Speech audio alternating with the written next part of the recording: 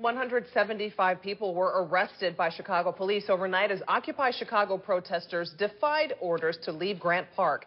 They'd set up camp with tents near Michigan and Congress as part of their demonstration against corporate greed and high unemployment.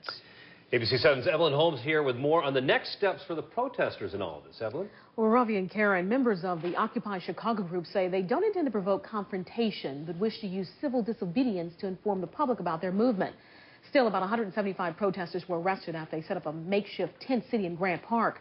Similar groups nationwide have established bases in city parks, with officials often working to accommodate them, but not here in Chicago. Alone. No one is alone. Solidarity. Solidarity. Just hours after nearly 200 members of Occupy Chicago are arrested, the group vows to keep their protest alive. Well, it's for sure is that we're going to continue our occupation here on LaSalle and Jackson for an indefinite period of time. Supporters say the early morning arrest of group members as they demonstrated marked a new phase of civil disobedience for the movement. The only thing that will change it is if there's a change in the mass consciousness of the average American, and the average American realizes things I'm talking about, which are basically the facts. The occupation is not leaving! The arrest, which began around 2 a.m., came after protesters tried to camp out in Grant Park without a permit. That followed a march of some 2,000 demonstrators.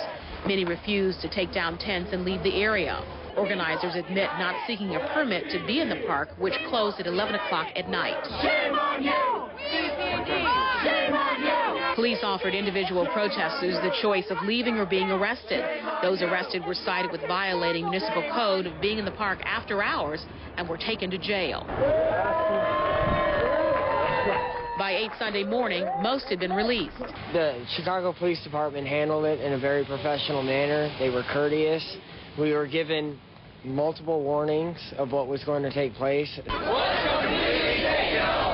Occupy Chicago began its protest more than 20 days ago as a spinoff of the Occupy Wall Street protest in New York City. The group started small outside the U.S. Federal Reserve Bank building. This is human rights. I mean, what better thing is there to fight for?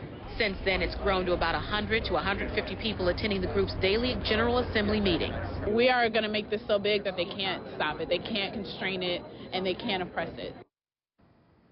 The movement has spread to other parts of Illinois. Demonstrations were held in Saturday in Peoria as well as Springfield, where hundreds chanted and marched through downtown streets. And what folks are trying to figure out now is, are they going to go back to Grant Park? Are they going to kind of bolster their numbers? They're trying to reorganize, but they say this is far from over. Get used to them. Yeah, it's not over. They're not going anywhere. No. All right. Thanks, Evelyn. All right.